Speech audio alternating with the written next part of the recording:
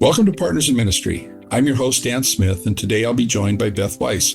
Beth is a functional family therapist for Quakerdale Family Services in Marshalltown, Iowa. Well, welcome, Beth, and thanks for joining me. Thank you. To get things started, when did you first join Quakerdale Family Services, and what's your current role? So I joined Quakerdale Family Services September of 2020. I had to look back because I couldn't remember. So September of 2020, my current role is I'm a functional family therapist. So I go into people's homes, or they can come to the office, or we can meet at a kind of a neutral location. Like in the past, I have reserved like public library spaces that are pretty private, things like that.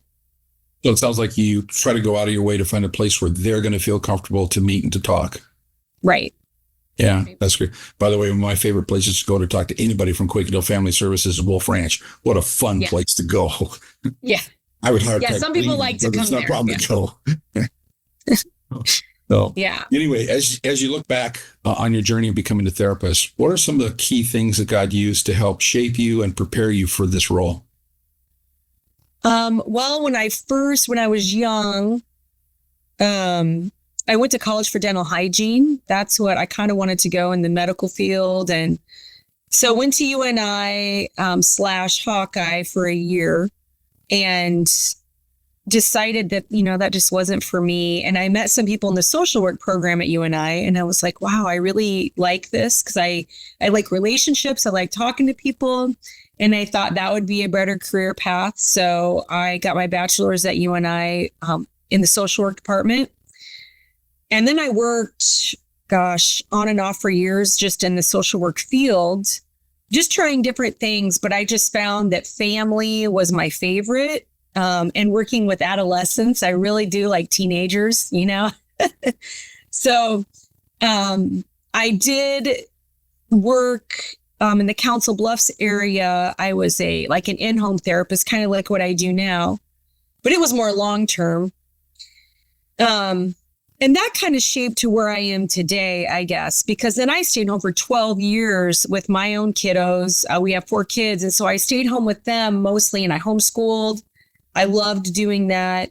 But then when I got back into the workforce, I tried a few different things. I tried substitute teaching and stuff like that. But I just came back to this, and I've been here now ever since I got back in the workforce. This is where I'm going to stay, and where I just feel like that's where God uses me, and just it's a really good fit. Sure. Yeah. Give us a few examples of how God's been able to work through you to serve the people that you're working with. Well, let me tell you a little bit about functional family therapy first. It's a 12 to 15 week program, and I like it because there's structure. So when I go into someone's home, and usually I'm working with kids who have, juveniles who have either been referred by a school counselor or the juvenile court system. And so when I first go into the home, I just say, hey, I tell them I work for Quakerdale, and, we serve as Christ served. That's our motto. And we talk some about spiritual things. And if they're open to that, great. And if not, I still respect them, and we can still work together. But it's a 12 to 15 week program. So the first 3 or 4 sessions is just getting to know them, motivate them, help them see that there can be change and that there is hope, right? That they are doing something right. All families are doing something wrong, and all families are doing something right. Right. So just helping them see that there is hope in their family. And then in the middle, we work on skills, and we just match to their skills. So I feel like, they kind of help me choose their behavior change plan. They help me what do you want to work on? Let's talk about it. And then at the end of services, the last 3 or 4 sessions, we get them plugged into anything in the community that can be helpful. So that's how I feel like God kind of uses this. So it's not just me, but it's the flow of the program that I really like, because they're not like, oh my gosh, is she going to be here for a year? they know it's 12 to 15 weeks, right? So they're like, okay, we've got this time frame. Let's get working, Super. Yeah. Transformation is one of the biggest things that we always look for when we do any kind of work with people, both ourselves as well as the ones we're working with. Now, give us an idea of some transformations that you've seen in terms of it started out looking like this, then we went through the program, and this was kind of what looked like at the end, and that was really something to celebrate. Oh boy. Oh gosh. I'd have to think of a specific family. Well, let me see in generality. Let me think. Well, without like calling anybody out, obviously, specifically, it's really neat to see families at the beginning. A lot of the times when we begin, not all the time, but a lot of times when we begin, people are upset because their child has gotten into trouble, or their grandchild. I work with a lot of grandparents who are raising their grandchildren, and they're just frustrated because they've been in trouble. And now they have to go through all these hoops to get through juvenile court. And, so it doesn't just affect the child, it affects the whole family.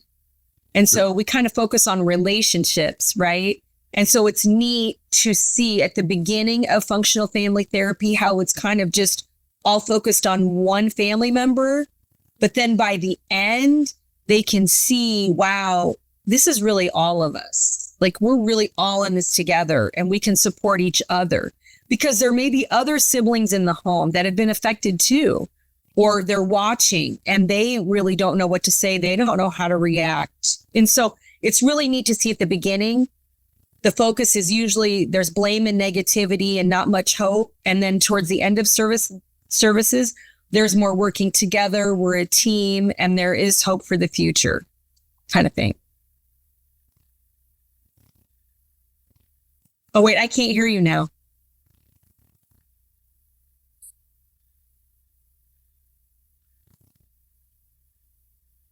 Can you hear me? I could not hear you for just a minute. Oh, no, I can't hear you again.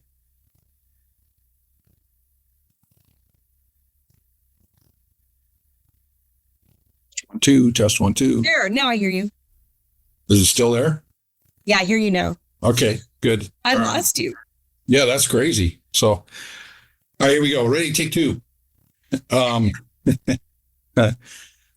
For you to get back into therapy in 2020, that's right smack dab in the middle of COVID. That in of itself had to be interesting. What are some of the biggest challenges that you faced since you've gotten back into therapy? Yeah, I think the biggest challenge, honestly, it's not a challenge that I have necessarily, but a challenge that families have is getting kids to go to school. That's the biggest theme that I see that I had never seen before. I mean, of course, there's kids.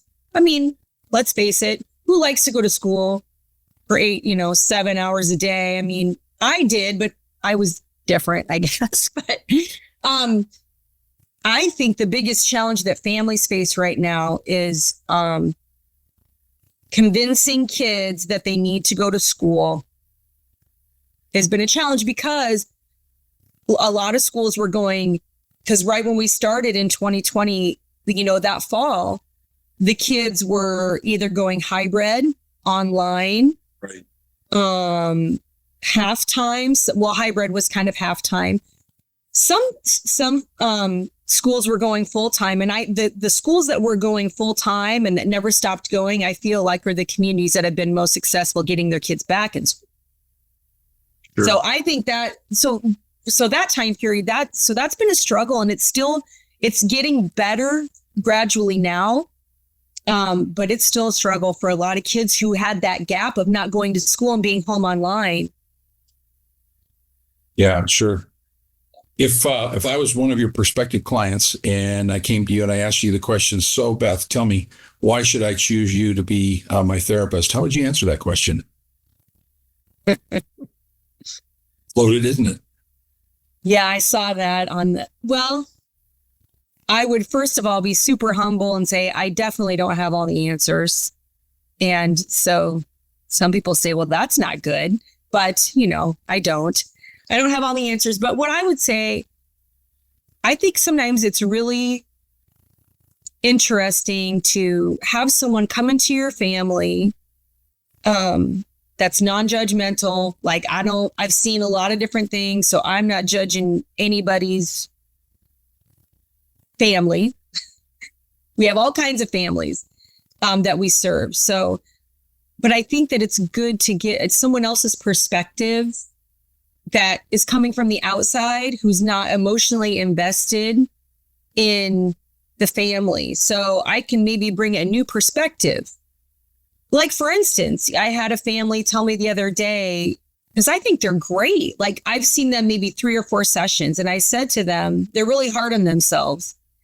And I said, I see a lot of families, and you guys really have a very nice family, and you're doing a lot of things right.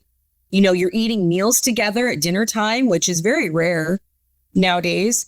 You're eating meals together. You're going for walks together. You're spending family time together. Yeah, everything's not perfect, and there's areas you want to grow, but there are some really good things happening in your family. And I remember the dad just looking at me and saying, wow, that's just so nice to hear. I haven't heard anything like that for a long time. Yeah. So just someone even coming in. So I would say that's why FFT services are good, whether it's me or another therapist, because we can notice things like that maybe if they're stuck, like a family is stuck in a rut and they just need encouragement. And then we can practice different skills that they get to pick. So I just like to be flexible, and I just like to hear people's stories and help them through it, however God leads us. Sounds to me like functional family therapy really tries to identify the positive as well as the things that need to be worked on, and then use the positive as a launching pad to start working on some of the others, so that instead of just coming right in and just bam, bam, bam, getting you down, you're really starting on a positive note. Yep. Yeah. Building hope is one of the first goals. Amen. Beth, thank you so much for spending some time. It's been great to know you a little bit and hear about the work that you're doing at Quakerdale Family Services. Appreciate it. Thank you, Dan. If you're out there and you've got any questions, or if you'd like to learn more about Beth or Quakerdale Family Services, you can see her contact information here on the screen. You can also find it in the show notes for this episode on our website, as well as a description of this YouTube video. If you'd like to support Quakerdale Family Services, you can find links to donate online, both in the show notes as well as the YouTube description. So, on behalf of Quakerdale Family Services, Beth Weiss, and Partners in Ministry, I want to thank you for joining us today. And until next time, let's get out there and serve as Christ serves.